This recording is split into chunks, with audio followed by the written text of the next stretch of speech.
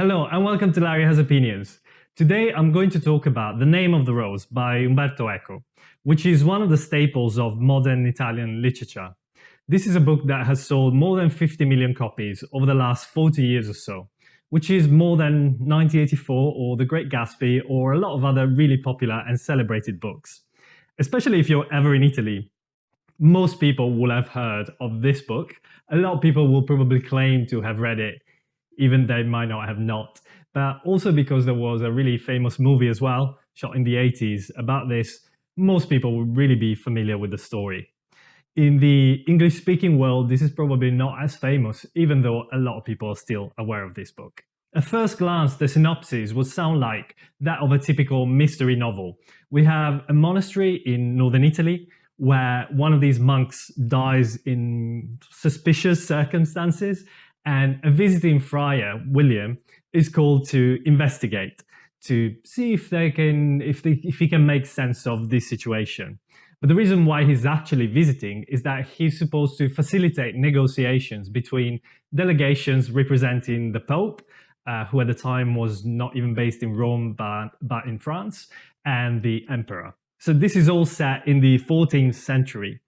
But the historical setting is not just there in the background for the sake of having an exotic or interesting setting. It's very, very much integral and part of the story itself. This is very much two books in one. On one hand, it's a mystery novel with a more traditional structure and characters and a plot. And on the other hand, this is a treatise on political and religious disputes in the Dark Ages. And if you're ever thinking of picking up this book, I think you need to be fully aware of what you're getting yourself into. If you've just perhaps heard of the movie or perhaps watched the movie and you expect something similar here, this might be really tough to get through. This is by design a very pretentious book. Eco was a professor at an Italian university. If you're familiar with Italian academia, the attitude is not necessarily that to be open to the masses, but to somewhat obfuscate and self-select their audience to some extent. And this book is no exception. There's a lot of untranslated Latin in the text, and that already tells you the sort of audience that they expect to direct the story towards, if you like. And the language itself, even though it's absolutely beautiful, it's also very self-indulgent, and Eco doesn't miss any opportunity to show off his knowledge of medieval history. It's not necessarily an approach that I appreciate from an author, to be completely honest with you, but this is what you're gonna get with this book. As a consequence, the pacing is also very uneven, because you might get a few chapters where the plot makes some progress and we get really engrossed in the murder mystery and what's happening and who's doing what and all of that. And then Eco would just take a 50-page break to just really explain in a lot of detail the debate around the poverty of the church and whether Jesus had any physical ownership or property of any material goods, and therefore is the church supposed to be poor as a result, or should it let go of any material goods? That also applies to heretics and the different types of heretical movements that were prevalent at the time, and so on. There's definitely a lot of that religious and political between the Pope and the Emperor background that is very much not weaved within the story like other authors of historical fiction do, but very much as a standalone chapters within the book. So I would really not be surprised if in 50 years time or whenever we're going to start seeing abridged versions of this book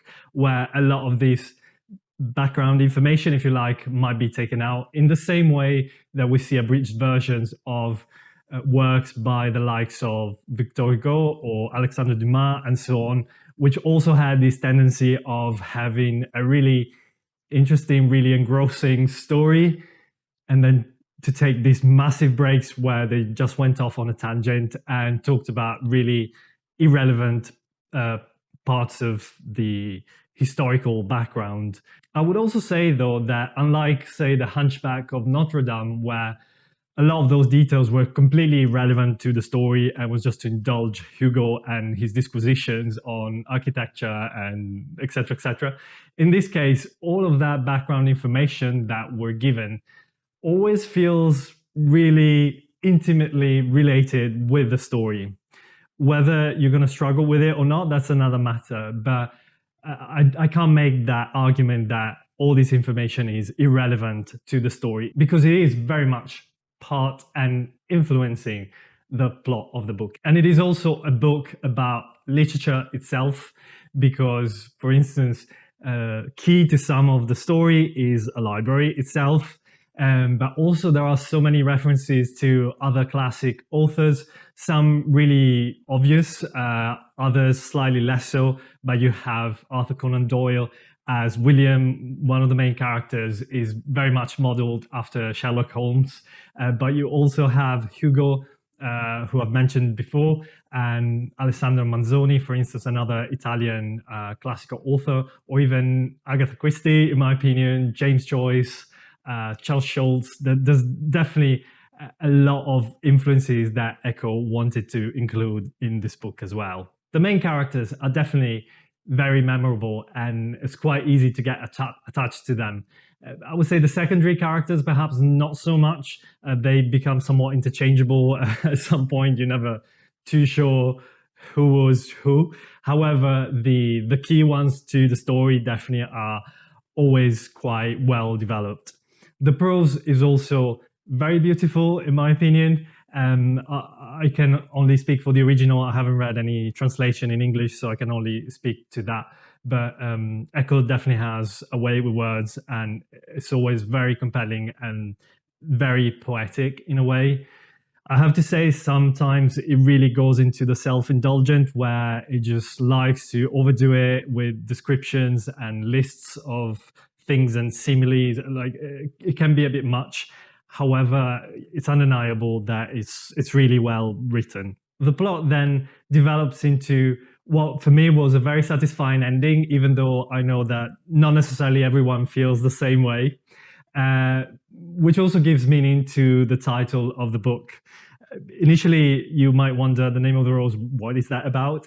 And at the very end of the book, it does make sense. And again, to me, it resonated as a very poetic, very beautiful ending.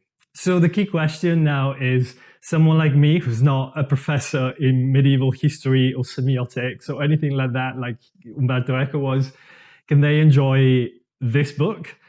And I have to say that I did struggle with some of the chapters. It's slightly frustrating how you get taken off the story when you want to make progress with the story. But I kind of enjoyed not all of these tangents about these religious debates and everything, but a fair amount of it I found somewhat interesting. And I have to say, I really felt always drawn to picking it back up and not pushing the book aside, which for me is always a sign that I'm really enjoying the story. So I have to say that despite the self-indulgent prose and the pacing issues, if you like, which are very deliberate, I found myself really enjoying the book. I buddy read this with a small group of people, and we had a fairly broad range of reactions to this. One person DNF'd it because couldn't really take it anymore. As I said, I really enjoyed it, possibly more than I thought. And then we had another couple of people kind of in between. So there's only one way to find out. I have to say that surprisingly, I enjoyed it, possibly more than I expected. And for this reason, my rating for the book is 8 out of 10. I hope you guys liked this video. Please do join our Discord. The link is in the description box if you want to chat about this book or anything else with our community. And I'll see you the next time.